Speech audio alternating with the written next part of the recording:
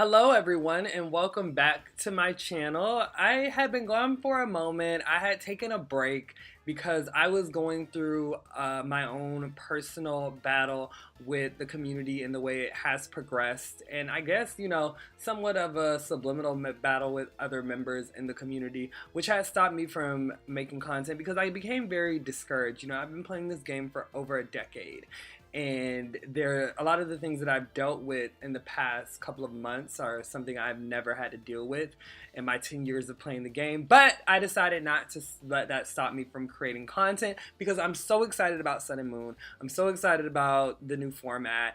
It has really rejuvenated my spirit within this game, and I wanted to share that with you guys. So if you are new to my channel, welcome. I hope you enjoy my content, and if you are somebody who enjoys my commentary, welcome back. Please subscribe. Yeah, so let's get into it. So this is going to be an Anaheim Regionals discussion video. So I'm going to discuss my top 5 picks for Anaheim, and then I'm going to talk about some of the decks that I think are pretty good, but don't or didn't make my top 5 list. And the beautiful thing about this is that there are so many decks to talk about, and I just love that about the format now. So first things first, I want to talk about some of my observations, some of the things I've observed through playing practice games on PTCGO within this new format. The first thing is that games have gotten much more closer and much more drawn out. Before, games used to be very much one-sided most of the time, and they wouldn't take that long, which would make for a lot of 2 out of 3 games to be able to be played. However, in this new format, I'm starting to notice that games are going a bit slower for whatever reason, and that they're becoming a bit more drawn out. And with that being said, games are not decided as early as they once were. So before, we would have it a person would dead draw, or a person would, be losing, and then they really would be out of the game from that point on. It was clearly evident. And then when a game ends, a commentator would say something like, well, we already knew who had won that game from turn 3 or turn 4 when that crucial mistake had happened. With that being said, resource management is also more important now than ever.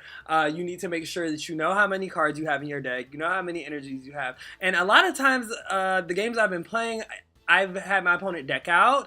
I've, been on my last 3 cards in my deck, and those resources are very, very important because they end up deciding the games. Also, if your deck can afford to run a GX attacker without disrupting its consistency, you need to do so. GX attacks are so important right now, and they are so strong, I can't even begin to explain. And this is another reason that games are not decided as early as they once were, because a correctly timed GX attack can completely and totally change the pace of the game. I've seen every single GX attack completely devastate or decide a game, from Laurentis to Taurus to even Decidueye's Hollow Hunt. All these attacks are very game deciding. Lapras' Ice Beam, that has decided games that I've played. It is ridiculous. Alright, so these are my top 5 picks. I think this is 5. Yeah, this is 5. Alright, so I'm going to start with my biggest and then work my way down. So we have Volcania, Mewtwo, Mega Ray, Darkrai, and Umbreon. And I wouldn't even necessarily put these in any order per se, but these are my biggest 5 decks I feel that you should watch out for going into Anaheim Regionals. So we're going to start with Volcania. So I'm going to go over the pros and cons of each deck. So Volcania has a lot of pros. Its worst matchup, which was Greninja, is not very viable anymore. Please excuse my spelling on that. It is able to take one-hit KOs out of nowhere. Volcania is a deck where your opponent can kind of think to themselves, oh, well, he's not going to be able to hit this Steam Up KO. And the Steam Up KO can come out of nowhere. Not only that, you can Volcanic Heat, and your opponent might think, oh, well, he can't use it next turn. And then out of nowhere, you have that switch, you have that escape rope, and you're able to take that KO. It is insanely consistent. All you necessarily need is a Ultra Ball, and your deck is pretty much set up for the most part. You have your Volcanions out. At that point, you might need a baby, depending on how your field looks, and you're pretty much set up. It has energy acceleration and max elixir in the baby Volcanion, so it keeps the momentum up very, very well. It can play the long game because of the baby Volcanion, because of max elixir. It can stay in the long game. It's not one of those decks that kind of burns itself out. If you excuse my choice of better words, it doesn't really burn itself out, you know, despite it being Volcanion. It can do that type of late game play. It also can take advantage of GX attacks if you want to, although I don't feel like that is the best route to go. A lot of people are saying, oh, you should play Ninja Boy in your Volcanion. I don't like it with the Taurus. I don't necessarily feel like Volcanion needs it, quite frankly. It is great against these hyped up grass decks. So Laurentis is a deck that is very hyped. Decidueye is a deck that's very hyped. Not even that, only that. Solgaleo is also something that people are looking into. And it's great against all those decks. So basically it has a really good typing. So some cons with Volcania is that it struggles versus lock decks. So things such as Vileplume, things that with Crushing Hammer surprisingly can disrupt you. And then in addition to this, it cannot function that well under ability lock. So Garbodor, Hex Maniacs, well-timed Hex Maniacs can really hurt Volcanion because, you know, Volcanic Heat for 130 is not that great of an attack when you don't have that steam up to support it. And then we also have stadium issues. Oh my god, my spelling. Alright, so it also has stadium issues. Sorry, I did this really quickly. Which is in Skyfield. I don't know how to put this. It wants to play a lot of stadiums. So you have Skyfield, you can play Parallel City, you can play, what is it called? Rough Seas, you could play Scorched Earth. So there are a lot of things that, you know, Faded Town, there are a lot of stadiums that you want to play, and it's hard to kind of decide which one is going to be best for the deck. Me personally, I feel like Skyfield is the best stadium in Volcanion because it opens up a lot of plays and it allows you to put a lot of things down that will clog up your hand so that your deck can be even more consistent. So I just think that Skyfield is the best option in my opinion. So maybe two Skyfield and then one of another something else. Pokemon Catcher is also a version that a lot of people like to play, and that capitalizes on Volcanion's speed. Although I'm not sure if I necessarily like the Pokemon Catcher version a lot. I've been testing it, and I don't think that it's worth it, quite frankly. Alright, Mega Mewtwo. This is a deck that I absolutely hate playing against. Oh my god, let me tell you. So some pros with Mega Mewtwo is that it hits extremely hard. Psychic Affinity does a lot of damage. 30 damage times the amount for both. Even though it doesn't hit for weakness, it still hits hard because a lot of decks need a lot of energies to attack, such as Volcanion or Lapras. It has a great Volcanion matchup because it takes those one shots easily, and then it can set up Garb to stop Volcanion. So that's something that it has going for it. It has ability lock, that's nice. And its auto loss is not that popular anymore. So you had Mega Gardevoir that really put the nail in the coffin on Mewtwo as far as its playability. But Mega Gardevoir isn't popular in this format any longer, I would say. People are still saying that you can play it, but I wouldn't. So that is another thing Mega Mewtwo has going for it. It also has great recovery because all you need really is like a DCE and a Mega Turbo to set back up. And it can be built very versatile. Like, you know, a lot of people have different lists. There are different ways to go about it. Some people play Max Elixir, some people play the Fairy Drop version. So that's really nice with Mega Mewtwo.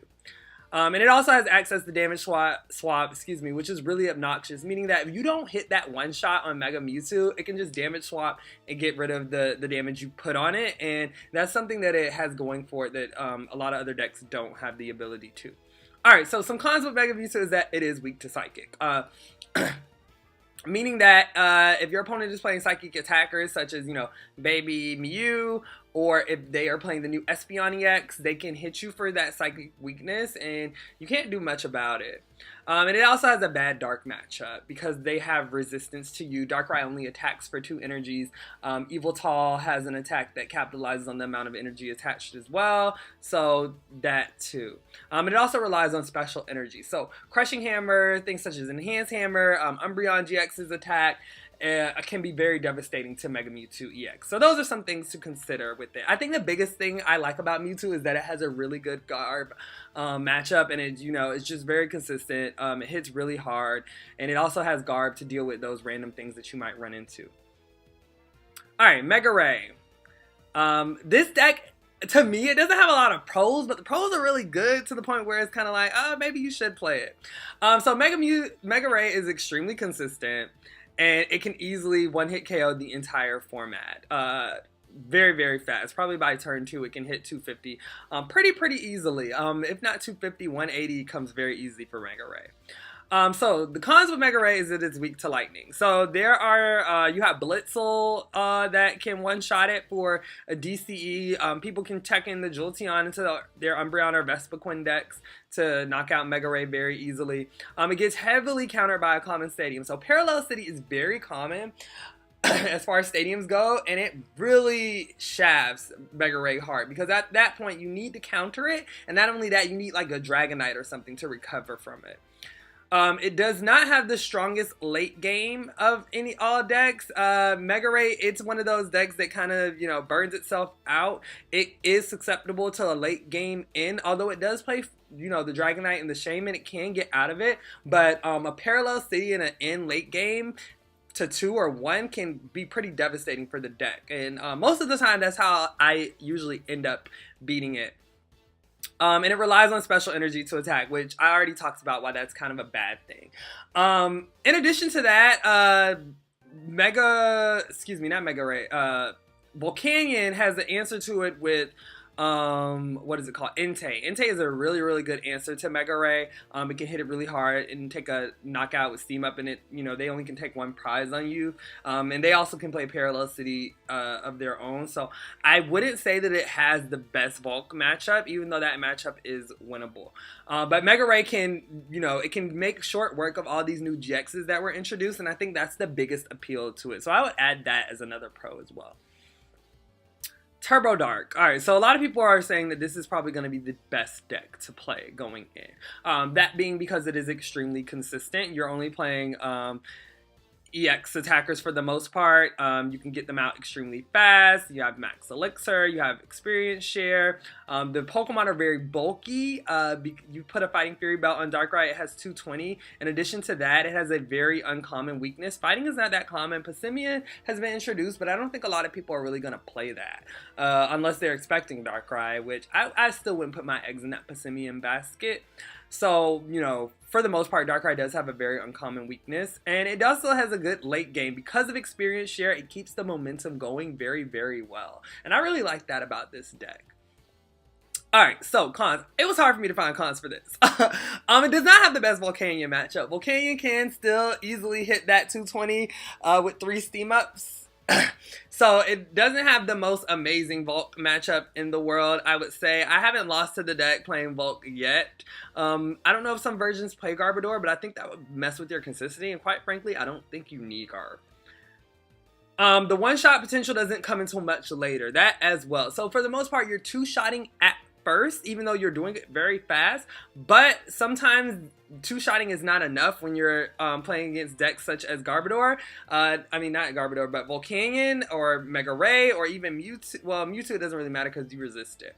And then in addition to that, they can push a Taurus active, and Taurus GX is something I haven't talked about yet, but that card is freaking insane. Like, let me tell you, Taurus has won me so many games in my playtesting, and if you have to hit that Taurus, they can just easily get a one-shot on you after you Dark Pulsed it. So I think that is a con to Darkrai, even though it's not a very big one. Alright, so Espeon and Umbreon and Espeon GX. And I think I was kind of being pretty liberal putting this in my top 5. But hear me out here. Alright, so some pros to this is it has access to 3 GX attacks. So if you're playing Espeon, Umbreon, and Tauros in the same deck, you can use Dark Call, Divide, or I think it's Mad Bull GX. So these are big attacks because Dark Call is very good in some matchups in some situations. Divide has won me games like against Vespiquen if I get a turn 2 Divide against 2 of their combis and like put some damage somewhere else, that is kind of devastating for them. So that is really good. And then Mad Bull, which is the one you use most of the time, is just a ridiculous attack. It allows you to take a 2-shot out of nowhere. And it's very hard for your opponent to play around it all game. Versatility. So this deck is very versatile. You can run it with Crushing Hammer. You can run it with Bursting Balloons, which is the version I run. I think that is the best version. I'll probably, display that deck in a week or so.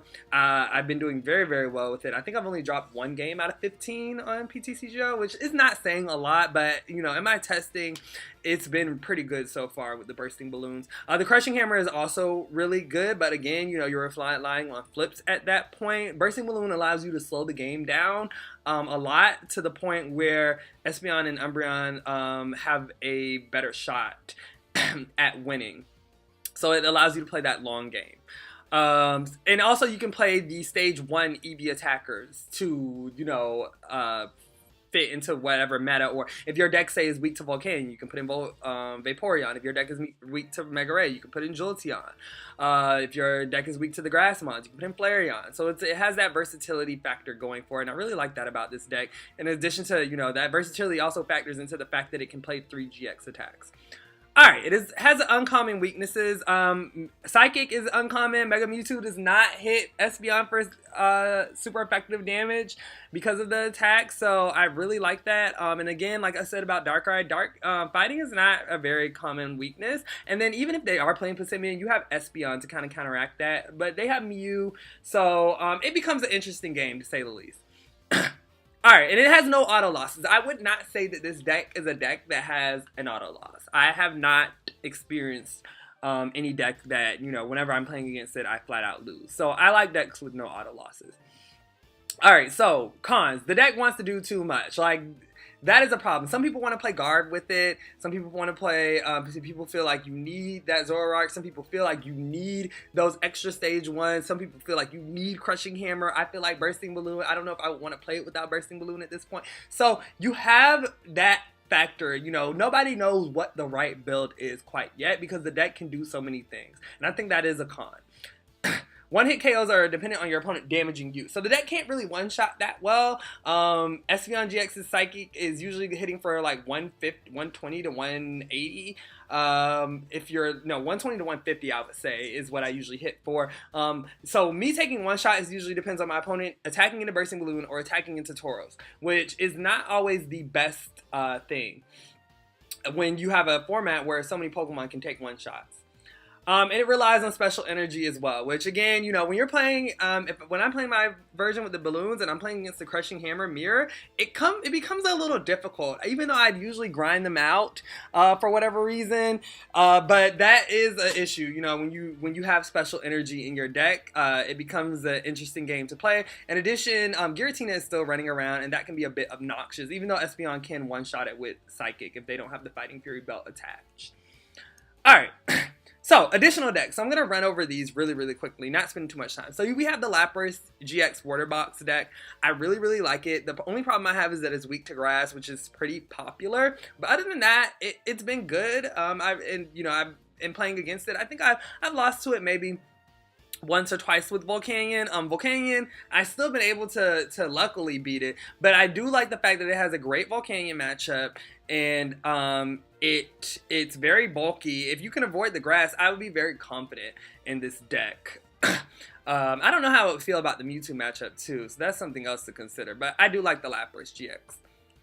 And it hasn't been the most consistent thing in the world. Decidueye, which is something I think that people are pushing towards expanded more so. I feel like it's an amazing card in expanded, but I feel like standard doesn't quite have the cards to make it work just yet. I did lose to the Hoot Hoot version when I was playing Volcania, and that was annoying. Oh my god, I love the Hoot Hoot version of the deck, but I still don't know if it's that competitively viable because Decidueye relies on so much to set up, and I don't think standard is a consistent enough format, and we don't have the consistent enough cards for Decidueye to set up so well every game like expanded does. I also think Decidueye might be something that's keeping Gyarados players at bay, and because without Decidueye though, I think Gyarados is a pretty big contender, but I don't think that I would play it at this Anaheim, considering that people might play Decidueye, and that for Gyarados is basically an auto loss. Alright, so we also have Evoltal EX. A lot of people are hyping this back up. quite frankly, I don't think Eviltal was ever the BDIF. I think that we just had to figure out the format a lot better, and once we did, I think Eviltal kind of dropped. A lot of people are saying a Taurus is going to breathe life back into it, which, you know, Taurus is a really, really good card. Like, Taurus is so good. Let me tell you, like, if they hit you for, like, let's say they hit you for 100 damage and you Mad Bull them and they don't knock you out next turn, you can, like, Lysander a Shaman, and then that's 4 prizes. You can Lysander a Shaman and Rage. Like, Tauros is a problem. Like, when it is on the board, if you can't one-shot it, it's taking a knockout. Like, I don't know what you're gonna do about it. You know, if you can't play with the damage to the point where you can hit it, like 60 damage is already 180, and that's one-shotting most EXs. So, with Tauros, Eviltal might be back in there. I haven't seen it played a lot, but I would probably put that as like my 6th contender, because Eviltal has always been really, really good, and Tauros in anything is very good. Solgaleo is also something that I want to try out. I really, really like it. The only problem I have with Solgaleo is that Volcanion, you can't really deal with it well. If you Soul Burst and then you get one shot, you could have Salamence, but you know, in order to deal with the Volcanion in most other decks. But against anything not Volcanion, I think Solgaleo is really, really good. Soul Burst GX just puts you ahead by so much. And if they Soul Burst and then Sunsteel to take 2 prizes, and then, you know, switch into like a Darkrai or a Salamence and take 2 more prizes, at that point they have so much advantage and so much energy on the board, it's hard for a lot of decks to come back and beat that. And Ultra Road is just such a good ability. It's like Russian, but 2 times better, because you can just switch any of your 2 Pokemon. So I really, really like Solgaleo. And then we have Laurentis, which I feel outside of Tauros might be the best GX in this set. But again, it has that fire weakness going for it, which I absolutely hate about it, because, you know, Volcanion is a thing. And I think this is another reason Volcanion is so good, because outside of Volcanion, Laurentis is a really, really powerful Pokemon. The fact that you can Flower Supply turn 2, you have the Inherent Heal and Solar Blade, you can switch and then Flower Supply to avoid your opponent from taking knockouts. It also has that Chloros Scythe, which completely devastated me. I totally forgot about it one game, and the Laurentis swung for 200, and there was literally nothing I could do. The only problems I have with Laurentis is that if you attack into a Tauros, because Flower Supply plus Solar Blade does not one-shot Tauros. So if you attack into a Tauros with Solar Blade, you know, you're getting one shot. That's one problem that I have with it. So for the most part, you might want to waste your Chloros Scythe on a Tauros in order to avoid that from happening. And I think that it also can't, outside of Chloros Scythe, it can't one-shot. It's always 2-shotting things. But I don't even know how bad that is. I think the Vileplume version is really nice. It's a bit slow, but I have, you know, I've lost to it with Volcanion, so that shows you how powerful it can be. But I you know, most of the time, I think I played it about 4 times. I think I lost once, but I beat it about 3 times. So, but it's still a very powerful deck. Laurentis is a really, really bulky GX Pokemon against anything that isn't fire. So I think it's something to definitely watch out for. And I played against a Hammer's version of this with Slowking. Let me tell you, it was so good. I really, really like that version of the list, but in the end, I think, yeah, I was able to outgrind him. The games have become very, very grindy. Like, that game went all the way down to the wire as well. Alright, so that was my analysis on decks for Anaheim. Thank you so much for watching. Please like and subscribe. I'm so excited about this format, and I hope you guys are too. Please subscribe for more content from me in the future. Thank you so much for watching. Bye.